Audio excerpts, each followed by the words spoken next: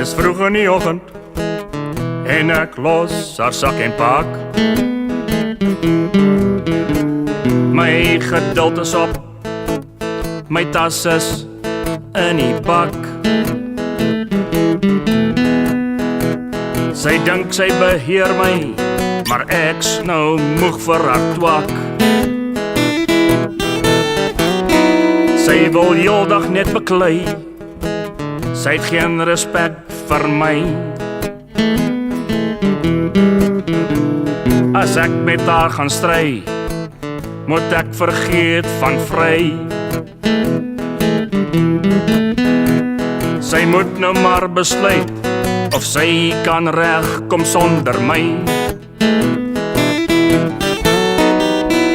Ek en my ou bakkie en die lankpad word een. Ek weet nog nie waar, maar ek ry nou daarheen. Sy kan aanhou ras en kla, van nou af bly ek alleen.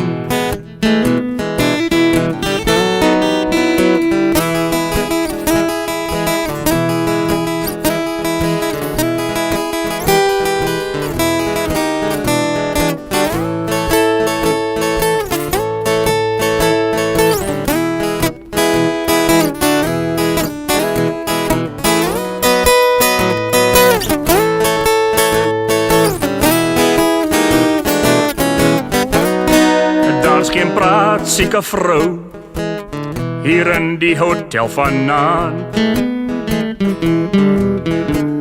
'n paar brandas en coke help my vergeet van die swaar. Maar my voetjies kry koud en my ou dronke harts benoud. Dis vroeg in die oggend en my drank asem stink. Al my skywe is klaar en my ou kop voel so swaar. Ek sal weer begin ry sodra my hoofpyn verdwyn. Hier staan ek nou weer voor my vrou se deur. As sy my wil terugvat, sal ek maar weer probeer. Maar as sy my gaan wegjaag, skeur my ou hart middeldeur.